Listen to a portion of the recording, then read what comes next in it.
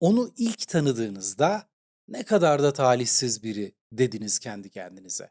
Her zaman acı çekiyor. Her konuda haksızlığa uğruyordu. Her zaman mağdurdu. Ama aylar, yıllar geçti ve fark ettiniz ki bu hikaye hiç değişmiyordu. Karakterler değişiyor, sahneler değişiyor ama senaryo hep aynıydı.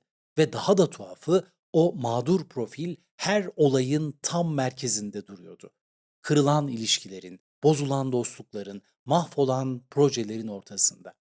Suçlu asla kendisi değildi. Suçlu sizdiniz, onlardı, sistemdi, kaderdi. Peki acaba mağduriyet gerçek bir çaresizlik değil de bilinçli bir strateji olabilir miydi? Ya sürekli acı çekmek, zayıflık değil de görünmez bir güçse? Ben Mustafa Çay. Bugün manipülasyonun en sessiz ve görünmez biçimini konuşacağız. Narsistin sürekli kendini mağdur kılma sanatından bahsedeceğiz. Ve muhtemelen bu videoyu izledikten sonra etrafınızdaki bazı insanlara çok daha farklı gözlerle bakacaksınız. Hazırsanız başlayalım. Narsisizm psikolojinin en tartışmalı kavramlarından biri. Hepimiz bir şekilde tanımını biliyoruz. Kibirli, gösterişçi, kendini beğenmiş, aklınıza büyük laflar eden, odaya girdiğinde tüm havayı emen bir insan gelir. Ama işte tam da burada büyük bir yanılgıya düşeriz çoğunlukla. Çünkü narsisizmin bir de gizli bir yüzü vardır. Buna kırılgan narsisizm ya da örtük narsisizm denir. Bu kişiler büyüklenmeci değildir. Aksine sürekli acı çeken, hep haksızlığa uğrayan, yalnız kalan bir görüntü çizerler. Ve işte bu görüntü onları ele geçirir. Araştırmalar mağduriyeti kronik bir kimlik unsuru olarak kullanan kişilerin aslında oldukça sofistike bir kontrol mekanizması geliştirdiğini ortaya koyuyor. Dr. Scott Barry Kaufman'ın kurbanlık psikolojisi üzerine yaptığı çalışmalar sürekli mağdur rolüne bürünen bireylerin çevrelerindeki insanlar üzerinde çok ciddi bir duygusal baskı oluşturduğunu gösteriyor bize. Zaten bugünkü odak noktamız tam da bu. Mağduriyetin nasıl bir güç aracına dönüştü. Bu konu eminim size hiç yabancı gelmeyecek. Çünkü mağduriyet her zaman prim yapar. Şimdi mağdur kelimesi üzerine düşünelim biraz.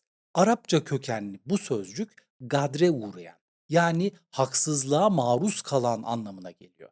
Gadir, zulüm, haksızlık, baskı ve mağdur bu zulmün altında ezilen kişidir. Yüzyıllarca bu kelime gerçek acıyı, haksızlığı tanımlamak için kullanıldı. İngilizce'deki victim kelimesi ise Latince victimadan geliyor. Tanrılara sunulan kurban. Bir amaca, bir güce, bir otoriteye adanmış varlık. Kelimenin kökünde bile pasiflik, çaresizlik ve bir dış güce teslim olmak var. Çünkü gerçek bir mağdur, mağduriyetini bir kimlik olarak benimsemez. O bu durumdan kurtulmak ister. Ama narsist için mağduriyet bir kimlik değil, bir araçtır. Hatta daha doğrusu bir zırhtır.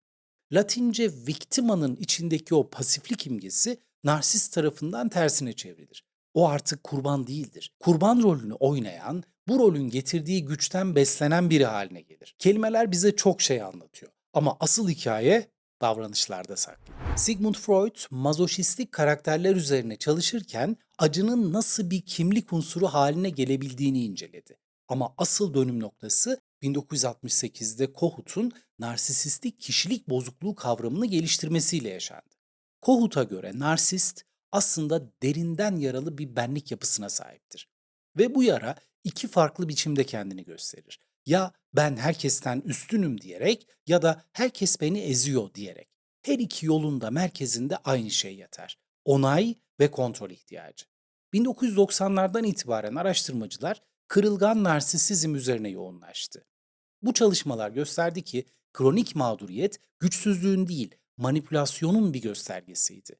Ve bu manipülasyon etrafındaki insanları sessizce tüketiyordu. Şimdi burada çok kritik bir ayrım yapmamız gerekiyor. Etrafımızda gerçekten acı çeken, haksızlığa uğrayan insanlar var ve bu kişileri narsist diye damgalamak hem yanlış hem de zalimce olur. Bu sınırı asla kaybetmememiz gerekiyor. Peki farkı nasıl anlayacağız? İşte burada en belirleyici işaret ortaya çıkıyor. Mağduriyetin işlevi.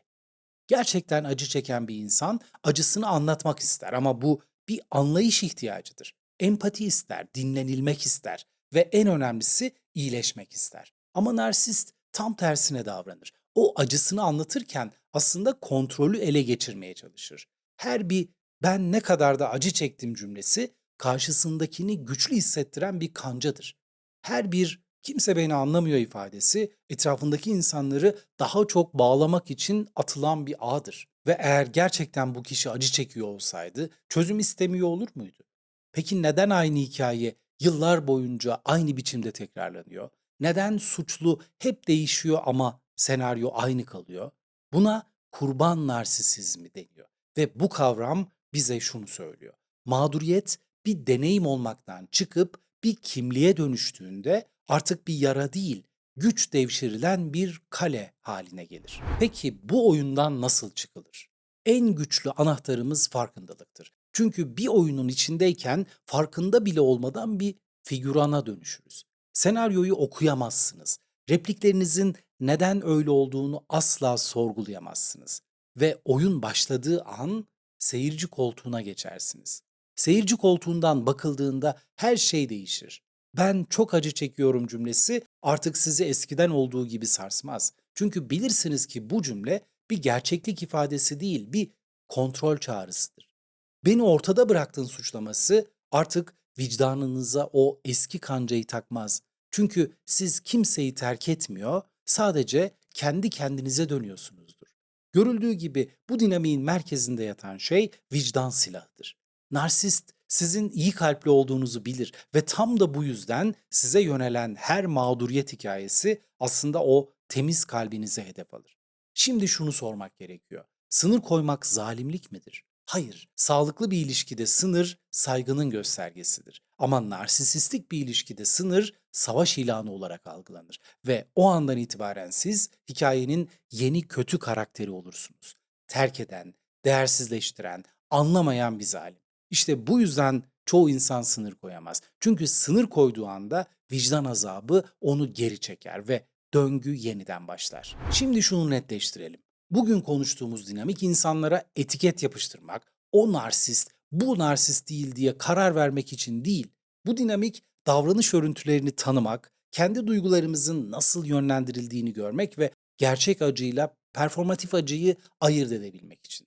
Çünkü hayatta gerçek mağdurlar var. Gerçekten acı çeken, haksızlığa uğrayan insanlar var. Ve onlar genellikle sessizdir. Bağırmaz, çağırmaz, sürekli drama yaratmazlar. Sadece yaşamaya çalışırlar. Ama narsistler en yüksek sesi çıkaran fakat en az acı çekenlerdir. Farklı bir açıdan bakarsak onların da derinden yaralı olduğunu görebiliriz. Mağduriyet zırhı çoğu zaman gerçek bir travmanın üstüne örülen bir savunma mekanizmasıdır. Bu davranışı mazur göstermez ama anlamamıza yardım eder. Ve bir problemi çözmenin ilk adımı o problemi anlamaktan geçer.